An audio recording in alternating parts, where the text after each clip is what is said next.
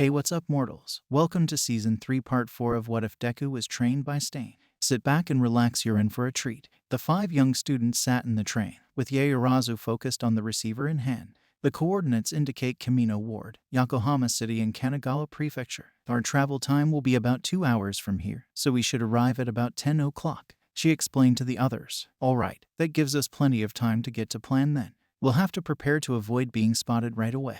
That way we actually have a chance to get in and out without any risk of a fight. Izuku spoke with a fine-edged focus. He knew of Ida's feelings, while also well aware of how dangerous things would get if they were spotted. Todoroki looked thoughtful and offered up his own concern. Unfortunately, they all already know well what we all look like. Yaoyorozu snapped her fingers. With a smile, she explained her plan for costumes. Despite the serious situation, the students were quite excited for the idea of an undercover-based plan, and promptly practiced their acts. Ida and Izuku were a bit more serious about the situation for their own reasons though. Soon enough after, the group would get back to the original conversation of what to do past just costumes plan-wise. Meanwhile, many of the top heroes would slowly all gather together. Each had received their own phone calls requesting their presence for their own plan. While elsewhere, Stain stood on a rooftop with several of his top followers behind him. Sir Stain, are you certain of this? Spinner knew well enough about their mentor and leader to know what he had planned was nothing to be uncertain about, though something about the plan they had just didn't sit right with him for some reason.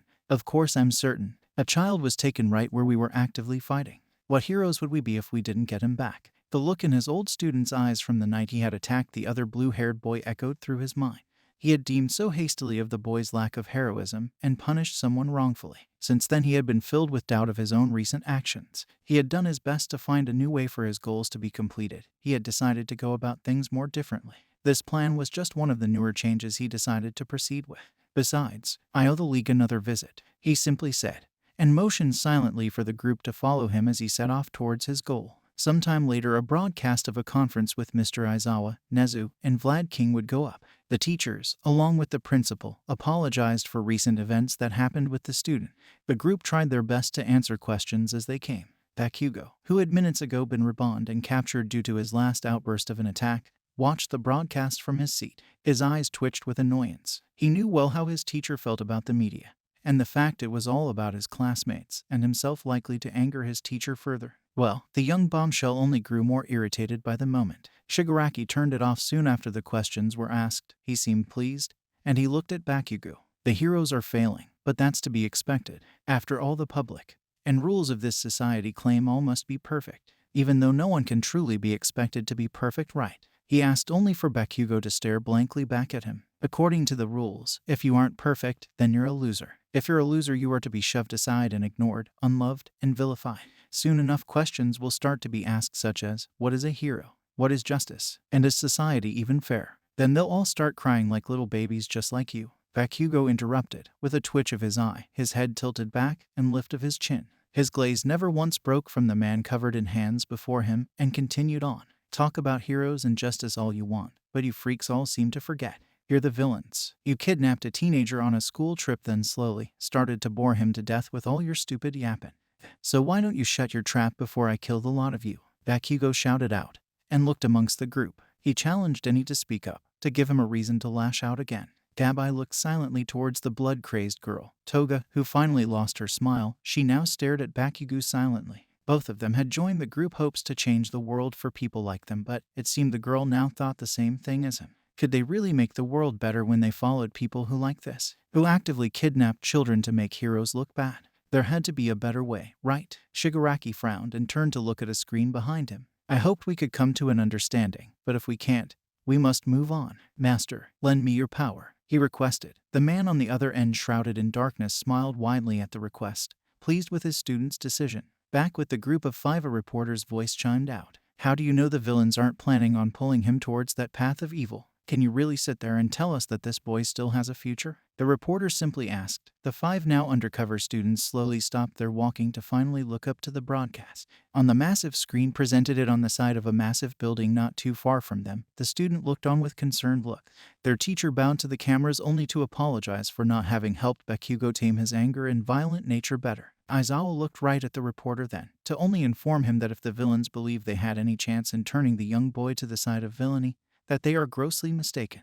The reporter though continued to press on, which caused anger inside Izuku to only further boil to the surface. He clenched his fist to try to keep himself focused. Momo, the others looked from the broadcast to Izuku, all visibly still tense. Where to next? His words helped the group remember their initial task. The group set back off in the direction of the signal, which grew ever so closer to them. Soon enough they approached the building where the signal came from.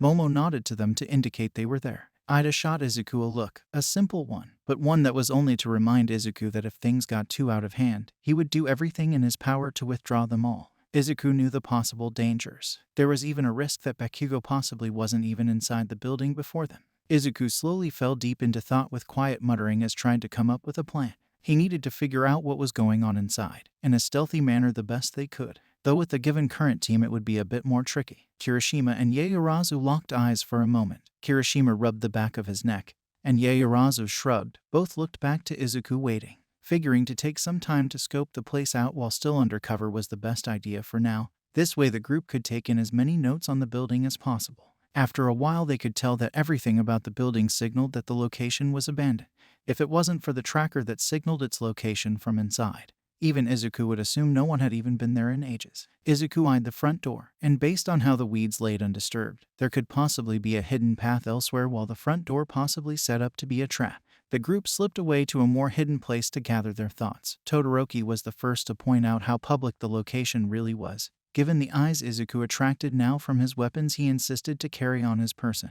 The group had thought most would believe him to be a strong arm of the group, but failed to think about how that still may attract unwanted attention. Izuku was a bit regretful of such an oversight but knew it would be worse off if he was stuck in a position again without weapons after the last time. The group moved along in the conversation, and decided that they needed to check out the back of the building. It was the best chance to find something recently. Once, the group found a window. It seemed too dark inside to properly see. Yaoyorozu offered to make something only for Kirishima to stop her. He shared with the others he had brought his night vision scope just in case. Izuku was pretty impressed by how prepared he was. Quietly he commented this to him. The group decided to have Kirishima as the scout, with Izuku as backup just in case. The others hoisted the two up. Kirishima nearly fell over in shock at what he had seen inside. Izuku looked concerned for his friend who passed the night vision scope to him to look next. Izuku quickly looked inside, and readied himself for the worst possible outcome, only to feel the warmth in his one body wash away at what he saw instead. This was far a different kind of worst case than what he had expected. Before his very eyes were multiple rows of containers that held Namu in each of them. The very creatures that All Might even had struggled with when he fought a while back ago. Izuku felt a cold sweat form along his skin. Ida's voice whispered back into focus. Midoriya, what do you see? Namu, a lot of them too. Izuku replied and looked down to the shocked expressions of his friends' faces below. Meanwhile Shigaraki looked back to his followers. Compress, pack up the boy, we need to get moving, Shigaraki said, and motioned to Bakugo with a lazy hand. A bead of sweat rolled down his face. He needed to get out before he was relocated again. He didn't know if the heroes had any leads on his location or not yet, but moving around so soon wasn't a good idea. And besides, it seemed like they were about to go and cause more trouble, so the last place he wanted to be was stuck in some stupid ball while they did it. Compress nodded and adjusted his glove. He stated how he wished the young boy had been a better audience member while he walked over, only to stop in his tracks when the young Toga hopped over the counter to get between the two, much to the others' surprise. Stares were traded between them all for a moment before Toga gave a smile and shrugged. So how about you all let me stab him, just a little real quick? The thought made her blush but pressed on. His delicious blood could prove useful, you know, just in case. Shigaraki slowly turned towards her further in reaction. Bakugo's eyes slowly dropped to see her feet that slowly shifted more to a battle-ready stance, along with one of her hands that slowly moved towards a hidden blade on her upper thigh. The moment of silence was brief, but felt like an endless battle between them all. Each and every one of them debated what the other would do next. The villains wondered what exactly Toga's true reasonings to intercept Compress was. A moment that turned into a small collection before a knock came from the door. Hello, pizza delivery. Their collective heads turned to the door that exploded inwards towards them all. The words of smash roared into the room. All Might was here. Toga took this moment to flip backwards and placed her palm on Bakugo's head to help her complete her flip over him, which allowed her to land right behind him. The heroes swarmed them quickly. Toga released Bakugo's restraints, who promptly sprung forward just as fast as he was released. All the while the villains hurried to react, but were all bound in wood too quickly to do much of anything. Bakugo looked back towards Toga, who inhaled and winked at him. She held her breath, then vanished from sight. Dabai went to try and free himself with his flames just for Gran Torino to shoot in, and kicked him promptly, which stopped him quickly. Gran Torino then launched himself back towards the other two heroes. Once more Gran Torino warned the boy to take them all more seriously than that. All Might proudly declared, "No more running, League of Villains." His smile grew almost wider somehow. "Because we are here now." The villains watched on in shock, as several more heroes made their way in to help secure the scene. All Might explained how the press certainly worked like a charm to get the villains to actually think they had no idea where the hideout was. It soon was revealed that the police had now surrounded the place, along with the number 2 hero, Endeavor.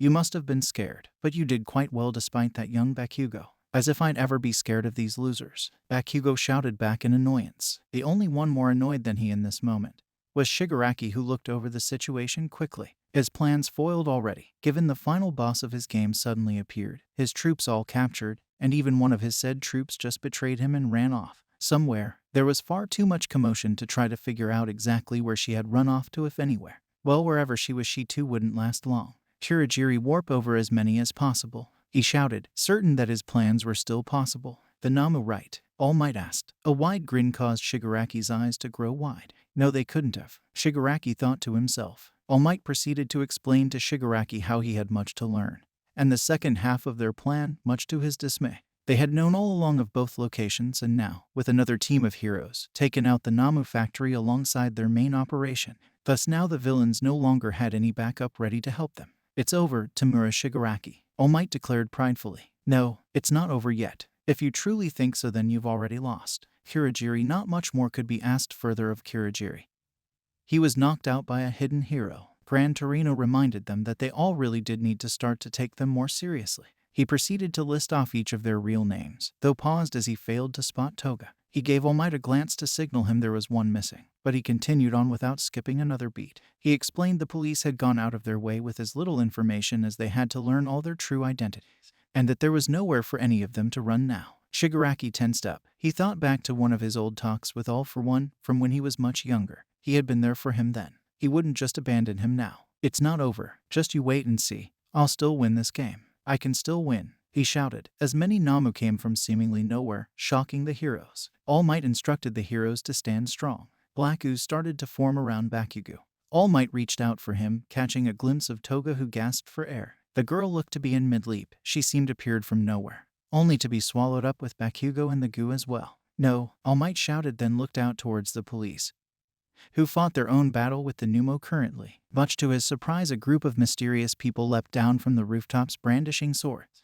The group helped the police fight off the Nomus the best they could with surprisingly great skill to All Might. He didn't linger too long on the site. All Might turned instead to fight off the Numo in his immediate area. With the grit of his teeth, he figured it was All For One who brought them here, who finally had made his move. All Might shouted again, and ran at Shigaraki, who was enveloped by goo and swept away along with the other villains before he could reach him. Rage filled All Might, but as any pro hero should, he turned back to the fight once more. He made quick work of the remaining Nomus in the room by hitting them down to the streets, where Endeavor finished them off. All Might proceeded to talk to Endeavor for a moment before Endeavor instructed All Might to go after him and that things were covered here. Stain, the leader of the mysterious group, looked over, having heard them talk about the situation, and figured him to be Bakugo. He looked back to Spinner with a nod. Spinner nodded back to his leader and mentor. Both knew what to do now at this point. Seeing All Might head out, Stain followed after, quickly leaving Spinner to lead the other members of the team without him. He watched All Might as he followed after. Stain knew he may not be able to keep pace with the powerhouse's speed, but so long as he kept sight of him, he'd be able to find him.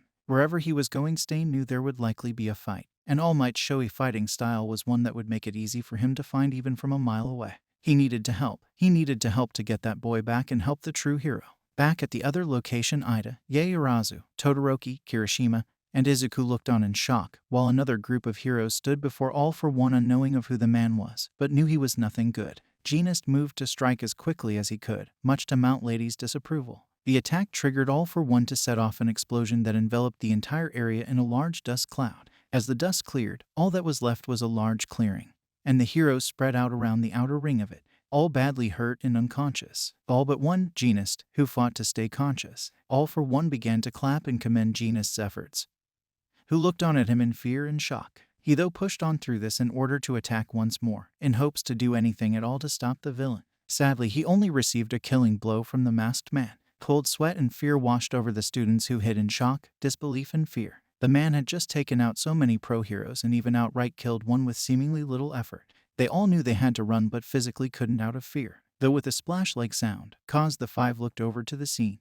Before them was Bakugo in toga, who gripped onto Bakugo coughing. There he was, the friend they needed to save, placed right next to All For One, the mysterious man who just displayed his power, and was not one they could ever dream at their current strength to ever try to take on. Toga looked up to see the glares and silent stares from her old comrades, while Bakugo saw his captors, rather than the heroes who had surrounded him moments ago. Both only had one thought on their minds, and voiced them at the same time. Crap. Thank you all for indulging yourselves in the story thus far. I hope you enjoyed it. Now, there are a few more things that I'd like to go over before the video ends. Firstly, we've got a second channel called Anime Deep Dive. Anime Deep Dive goes deep into the facts and lore of a wide variety of anime. It's sure to expand your weeb knowledge for all kinds of series, guaranteed. On top of that, we have a third channel called We The Celestials Naruto What Ifs. It's what we do on this channel already, but in the vast world and lore of Naruto. Go check it out if you're in the mood for some jutsu action. Secondly, on behalf of We The Celestials, I'd like to thank everyone involved in the production of today's awesome content.